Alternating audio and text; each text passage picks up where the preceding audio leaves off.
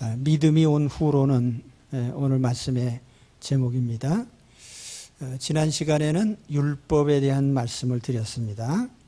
오늘은 그 율법의 반대편에 있는 믿음에 대해서 말씀을 드리겠습니다. 초등교사에 대해서는 지난 시간에 말씀드렸기 때문에 설명을 생략하겠습니다.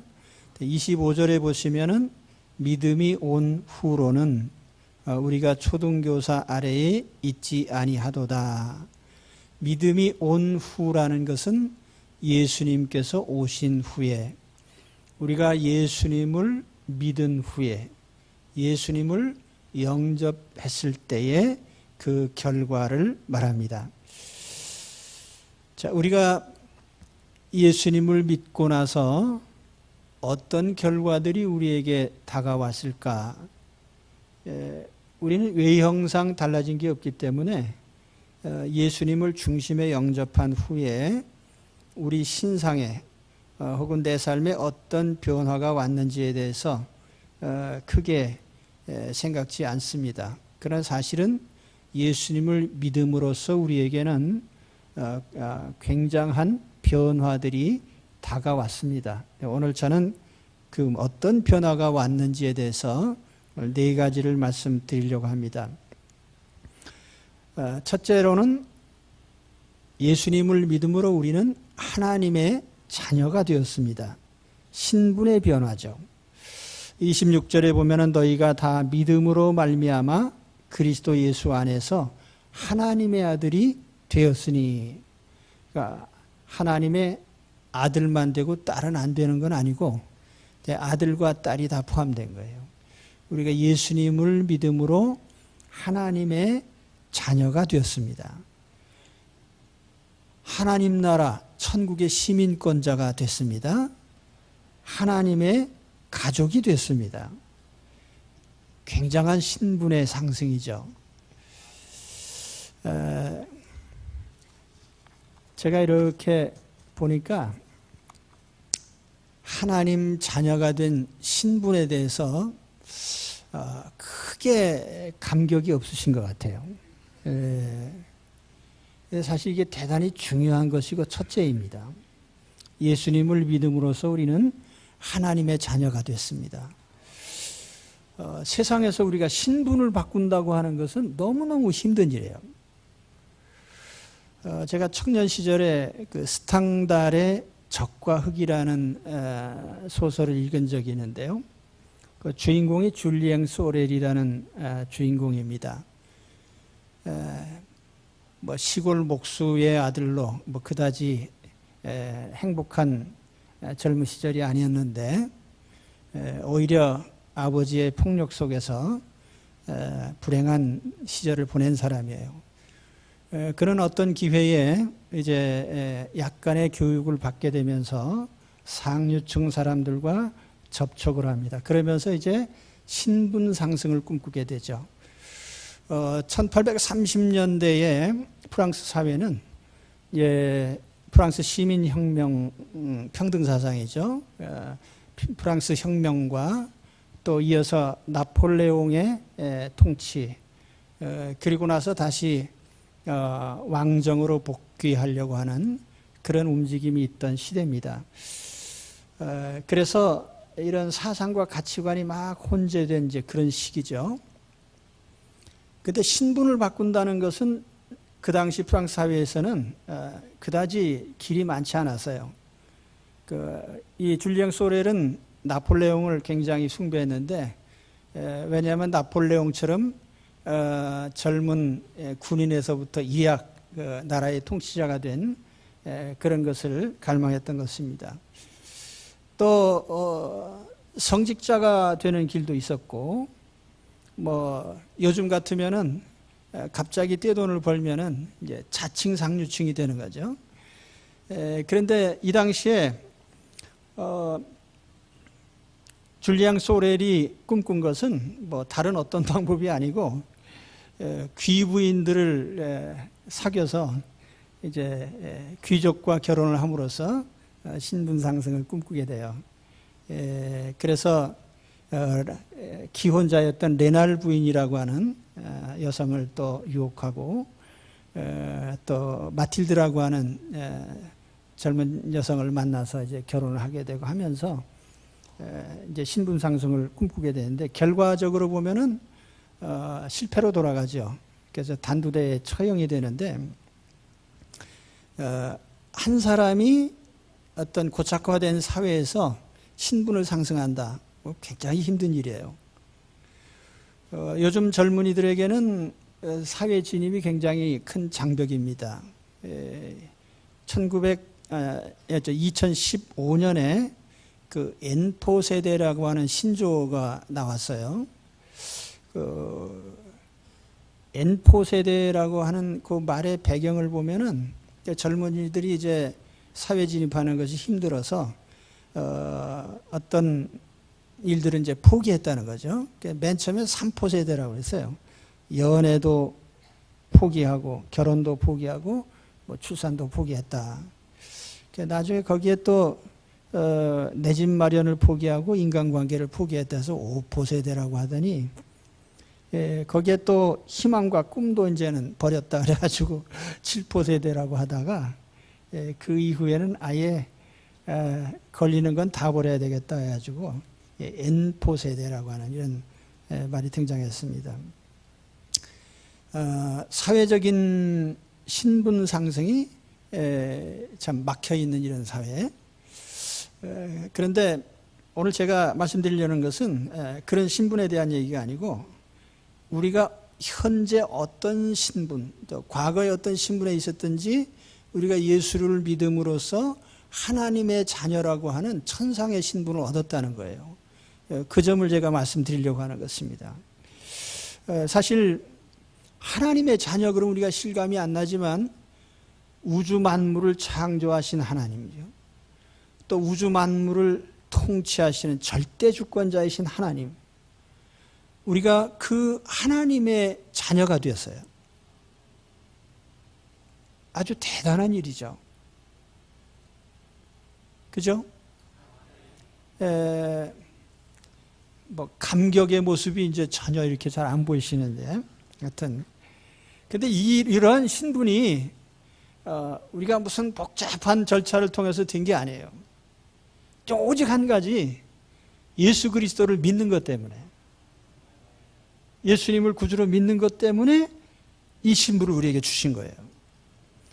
까다로운 심사도 하지 않으시고, 과거에 어떻게 살았는지도 묻지 않으시고, 어떤 전과가 있는지도 묻지 않으시고, 능력이 어떤지도 묻지 않으시고, 어떤 장애가 있는지도 따지지 않으시고, 하여튼 모든 조건을 다 초월해서 단 한 가지 예수 그리스도를 믿는 것 때문에 하나님의 자녀로 인정해 주셨습니다.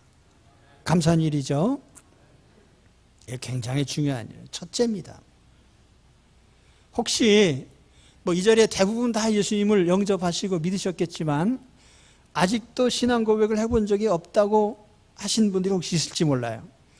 그러니까 다 같이 눈 감으시고 제가 하는 말을 따라서 소리내어서 한번 크게 해주시기 바랍니다. 신앙 고백하시는 분들이 용기 있게 고백을 하셔야 돼요. 저 쳐다보지 마시고 따라서 하십시오. 주여 나는 하나님 앞에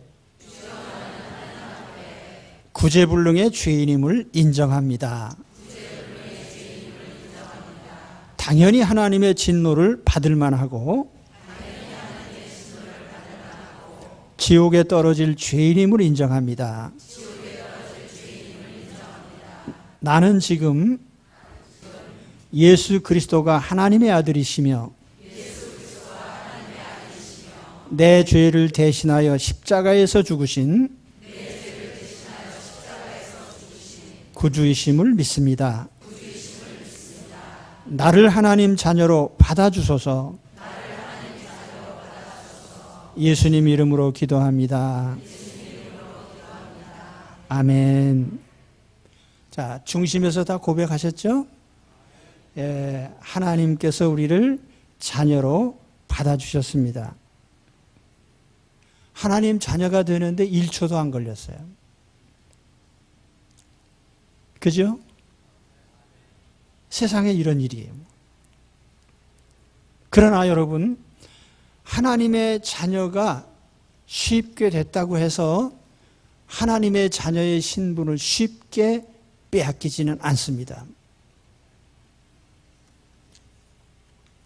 혹시 사탄이 와서 아무리 나를 넘어뜨리려고 애쓴다 해도, 혹시 어떤 사람들이 나의 신분을 뺏어가기 위해서 고사를 지낸다 해도 나의 신분은 변함없어요.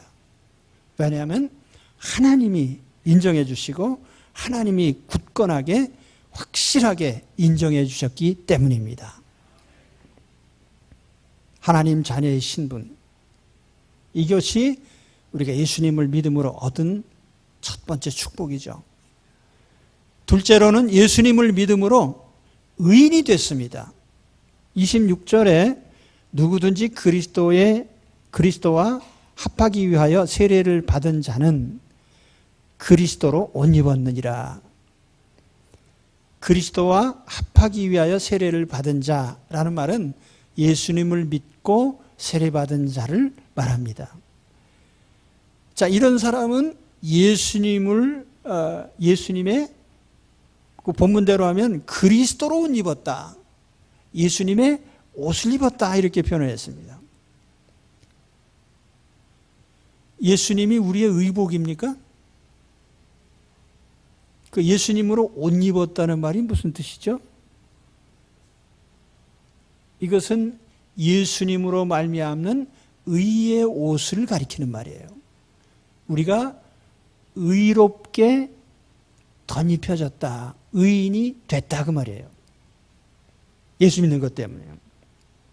자, 이 예수님으로 옷 입었다는 그 말의 의미를 좀 이해하기 위해서 우리가 구약성경 스가랴 3장의 말씀을 인용해 드리겠습니다. 스가랴 3장에 보면 대제사장 여호수아가 나옵니다. 대제사장 여호수아. 이 여호수아는 누구냐 하면 바빌론 포로에서 돌아올 때에 또 돌아와서 이스라엘의 대제사장으로 있던 사람이에요. 근데 어느 날 보니까 환상 중에 여호수아가 하나님 법정에 서 있어요. 그러니까 피고인석에 여호수아가 딱 서 있고, 거기를 고소하는 검사석에는 누가 있냐면 사탄이 서 있습니다. 그런데 그 사탄이 여호수아를 고발하면서 이제 정죄를 하려고 하는 거죠. 근데 그때 여호수아가 입은 옷차림을 보니까 아주 더러운 옷을 입고 있더라, 그렇게 표현을 했습니다. 히브리 말로 쪼라고 했는데 이 단어가 뭘 의미하냐면 오물, 배설물을 의미하는 거예요. 그러니까 우리말로 하면 똥이죠. 똥이나 오줌. 그런 것이 묻은 옷을 입고, 또 하나님의 사자가, 천사가 이렇게 보니까 그 여호수아의 차림이 마치 불에서 꺼낸 그슬린 나무 토막 같다, 그렇게 표현을 했어요. 여호수아가 우리말로 하면 부지깽이에요. 옛날에 아궁이에 불 뗄 때 부지깽이 보셨어요? 예, 부지깽이. 불에 아궁이 이렇게 불을 저었다 보면 끄트머리 타고 이제 그슬린. 그 여호수아가 더러운 옷을 입고 불에 타다 남은 부지깽이 같은 그런 모양을 하고 있더라는 거예요. 근데 실제로 대제사장의 차림새가 어떠냐면 출애굽기 37장에 대제사장의 의복에 대해서 이렇게 설명을 해요. 대제사장의 옷은 청색, 자색, 홍색 실과 가늘게꼰 배실, 거기에 금을 섞어 짠 그 겉옷을 입습니다. 어깨에는요, 금을 입힌, 금태를 한 호마노, 그 이스라엘 지파 이름을 새긴 호마노를 어깨에 답니다. 가슴에는 12보석을 금을 입혀가지고 테두리를 해서 그 금을 테두리를 한 보석을 가슴에 답니다. 머리에는 또 세마국 관을 쓰고 그 앞에는 여호와께 성결이라고 하는 금으로 만든 그런 뭐라고 할까요? 금박이라고 할까요? 그런 글자가 쓰여지는. 그러니까 이 또 옷자락에는 금방울이 달려 있어요. 그러니까 대제사장의 차림을 외관상 보게 되면 굉장히 화려해요. 그럼에도 불구하고 오늘 대제사장 여호수아가 하나님 앞에 서 있는데 보니까 오물이 잔뜩 묻은 옷에 불에 타다 남은 부지깽이 같은 모습으로 보여졌다는 거죠. 이게 뭘 의미하는 거죠? 대제사장, 이스라엘에서 가장 거룩한 대제사장이라 해도 하나님 앞에 서서 볼 때는 그런 형편없는 더러운 인간이다 그 말이에요. 이해가 되십니까? 오늘 우리가 아무리 세상에서 정의롭고 성결하게 산다 해도 우리가 하나님 앞에 서서 보면 다 이런 똥 묻은 오물을 뒤집어 쓴 냄새나고 더럽고 타다 남은 숫덩어리 같은 그런 존재들인 걸 아셔야 돼요. 그런데 이런 더러운 여호수아를 하나님이 뭐라고 하셨죠? 여호수아서의 말씀을 다시 보면은 하나님께서 이렇게 명령하셨어요. 여호와께서 자기 앞에 선 자들에게 명령하사 그 더러운 옷을 벗기라 하시고 또 여호수아에게 이르시되 내가 네 죄악을 제거하여 버렸으니 내게 아름다운 옷을 입히리라 하시기로 내가 말하되 정결한 관을 그의 머리에 씌우소서 하며 곧 정결한 관을 그 머리에 씌우며 옷을 입히고 여호와의 천사는 그 곁에 섰더라. 아멘. 여호와께서 여호수아의 그 더러운 옷을 벗겨라. 그의 죄를 내가 다 없애버렸다. 그러니 이제 깨끗한 옷을 입히고 머리에 관을 씌우라고 하는. 누가복음에 보면 탕자가 나오잖아요. 탕자가 돌아왔을 때 그 아버지가 그 더러운 걸 다 씻기고 새 옷을 갈아입히고 한 모습이 생각납니다. 요한계시록에 보면 천국에 있는 하나님의 백성들이 다 흰 옷을 입고 그리고 하나님을 찬양하는 모습이 나와요. 그러므로 오늘 말씀에 그리스도로 옷 입었다고 하는 것은 바로 예수 그리스도를 믿기 때문에 우리에게 주어진 의의 옷을 말하는 거예요. 의의 옷. 의의 옷을 입었기 때문에 모든 게 다 가려져요. 우리는 의인이에요. 하나님 앞에. 대제사장 여호수아처럼 더러운 옷이 아니라 정결하고 깨끗한 그런 의인으로 하나님 앞에 드러날 것입니다. 여기 그리스도로 옷 입었다고 하는 것은 예수님으로 말미암는 두 가지 칭의의 결과를 우리에게 보여주고 있습니다. 우리가 의롭다라고 인정받을 때 두 가지 의미가 있다는 거예요. 첫째는 뭐냐면 속죄적인 의미입니다. 내가 과거와 현재의 미래의 지을 내 모든 죄에 대해서 예수님이 십자가에서 다 씻어주셨어요. 이런 속죄적인 의미에서 보면 나는 항상 하나님 앞에 죄 없는 무죄자로 또 의인으로 드러나게 되는 거죠. 그렇죠? 우리는 예수님의 속죄 때문에 항상 하나님 앞에 의인 대접을 받습니다.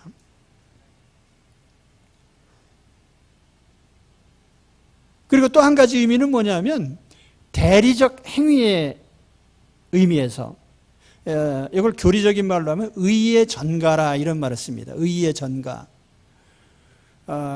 예수님의 의가 내게 전가되었다. 덮어 씌워졌다 그 말이에요. 이제 보충 설명하면은 나는 하나님의 율법에 어느 한 가지도 제대로 지킨 게 없습니다. 다 위반자의 죄인이에요. 그런데 그럼에도 불구하고 다 지킨 자로 인정을 해주셔요. 왜 그렇죠? 예수 그리스도께서 율법을 완벽하게 지키셨기 때문에요. 그래서 율법을 하나도 제대로 지키지 못한 나를 다 지킨 것처럼 의인으로 인정해 주신다 그 말이에요. 그래서 예수 그리스도께서 이와 같이 두 가지 의미에서 내 죄를 다 속죄하셨다는 의미, 씻어주신 의미에서 우리는 의인이 되고 또 예수 그리스도께서 모든 율법을 다 지켜주심으로써 우리는 다 지킨 자와 같은 대접을 받는 것입니다. 이것이 예수님으로 옷 입었다는 말씀의 의미예요. 그리스도로 옷 입었다. 그러니까 여러분, 우리는 예수 믿는 것 때문에 하나님 앞에 의의 옷을 입은 자로 언제나 드러나게 되고 의의 옷을 입은 자로 대접을 받습니다. 할렐루야. 감사한 일이죠.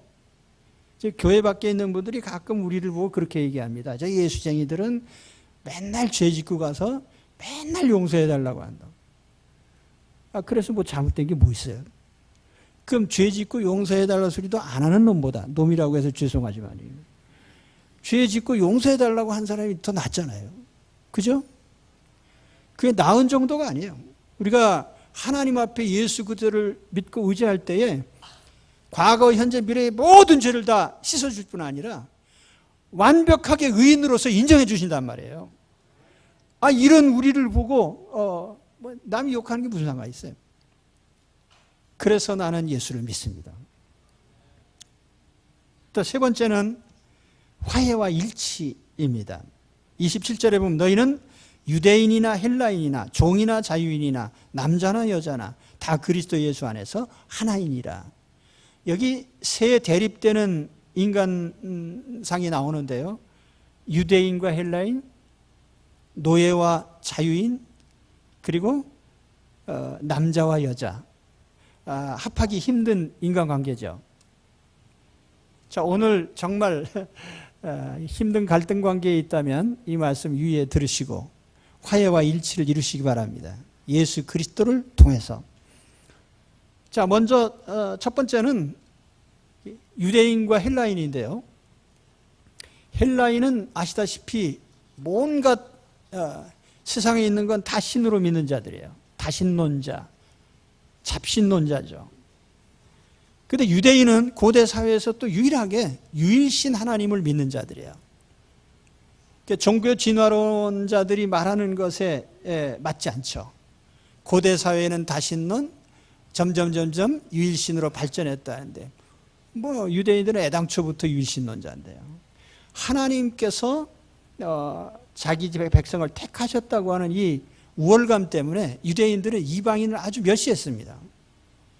지금도 정통파 유대인들은 이방인하고 식사를 같이 안 해요. 더러운 사람들이라고 해가지고. 그 정도로 유대인과 이방인이 어울리기 힘든데 예수님을 영접하고 나서 예수 믿는 유대인, 예수 믿는 헬라인이 하나님의 교회 공동체 안에서 하나가 됐다고 말이에요. 그래서 우리 종교적 갈등 속에서 우리 그리스도 안에 하나 되는 그런 일치의 역사가 있으시기를 바랍니다. 혹시라도 부부 사이에 종교가 다를 수도 있고 또 가정의 부모, 형제, 문중의 사람들과 내가 신앙이 다를 수도 있죠.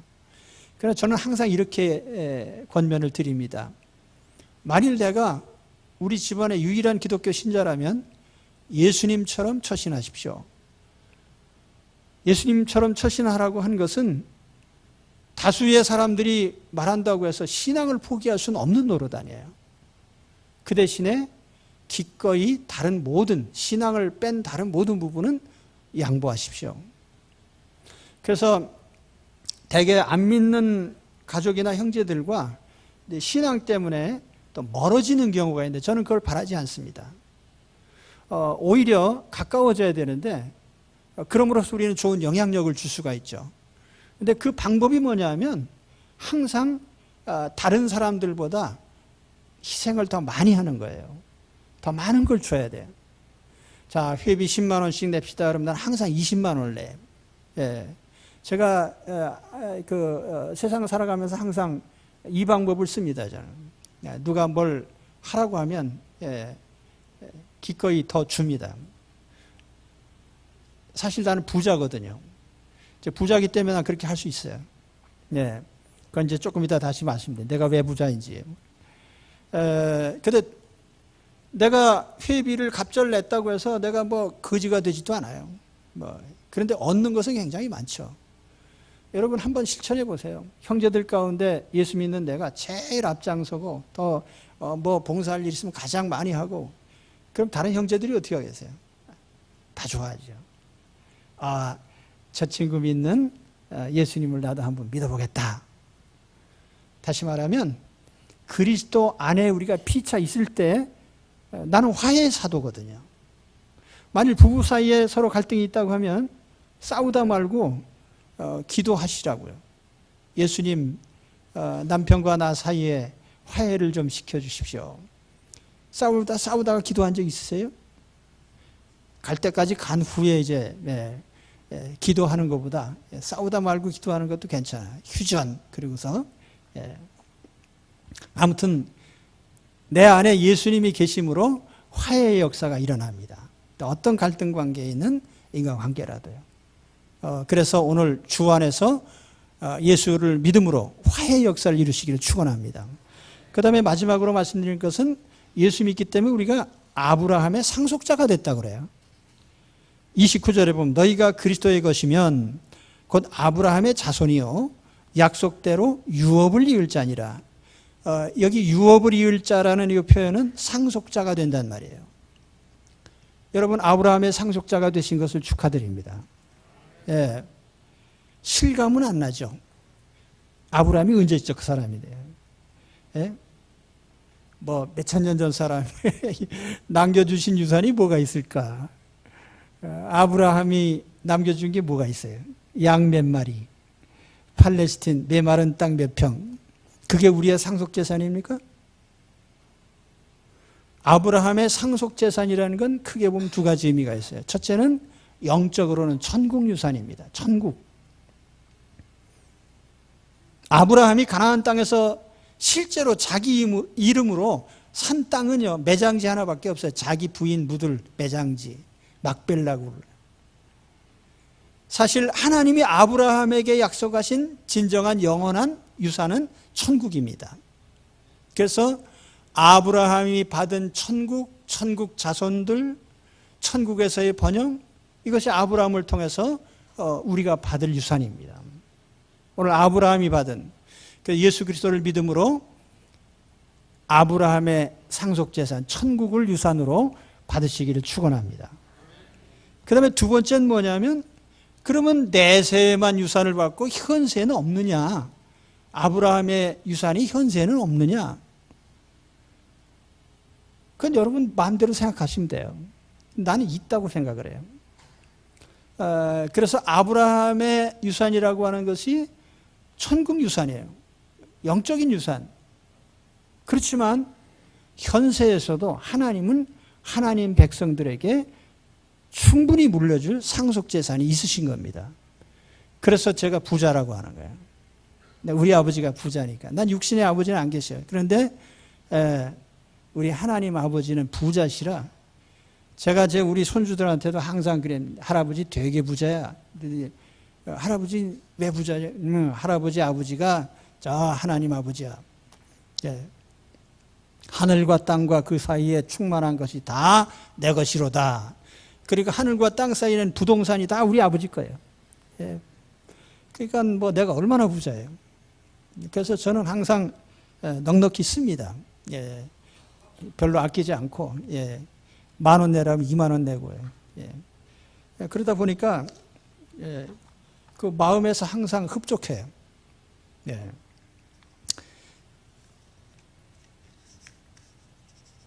아브라함에게 약속하실 때 아브라함만 복 주신 게 아니라 그 자손에게도 주셨거든요. 자손에게. 저는 어떻게 믿느냐면 하나님이 내 당대가 아니라도 내 자식들에게 손주들에게 하나님이 아브라함 유산을 물려주실 거 믿습니다. 뭐 땅의 유산도 좋고요. 뭐 여러 가지. 여러분 제일 좋아하는 게 뭐예요? 부동산입니까? 하나님이 주실 거예요. 근데 세상 사람들은 그런 거를 뭐라고 표현하죠? 일확천금, 또는 횡재, 운수대통, 아니면 대박, 뭐 이런 표현을 쓰는데 아니란 말이에요. 하나님은 얼마든지 하나님의 자녀에게 축복을 물려주실 수 있습니다. 그래서 우리가 아브라함의 상속자예요. 나는 아브라함의 상속자로 살아갑니다. 그래서 제가 우리 집사람하고 가끔 토론을 하는데 신앙 토론할 때 나는 말만 부자가 아니라 진짜 부자다. 왜냐면 우리 아버지가 부자니까. 그 얘기를 하면은 내 신앙이 상당히 좋다고 얘기합니다. 그러니까 여러분도 부자 아버지를 두신 상속자의 신분으로 사시기를 축원합니다. 자, 오늘 예수 믿은 결과에 대해서 말씀드렸어요. 첫째로는 하나님의 자녀라고 하는 천상의 신분을 얻었습니다. 두 번째는 우리가 비록 죄인이지만 예수님으로 말미암아 의인으로서, 완전한 의인으로서 인정을 받았습니다. 그리고 세 번째는 예수 그리스도 안에서 화해와 일치의 축복을 받았습니다. 그리고 마지막으로는 아브라함의 상속자가 되는 그런 특권을 우리에게 주셨습니다. 그래서 우리가 예수 그리스도를 믿는 이런 믿음의 대단한 결과들을 항상 삶에서 체험하시고 또 믿음으로 얻으시기를 우리 주의 이름으로 축원합니다. 기도하겠습니다.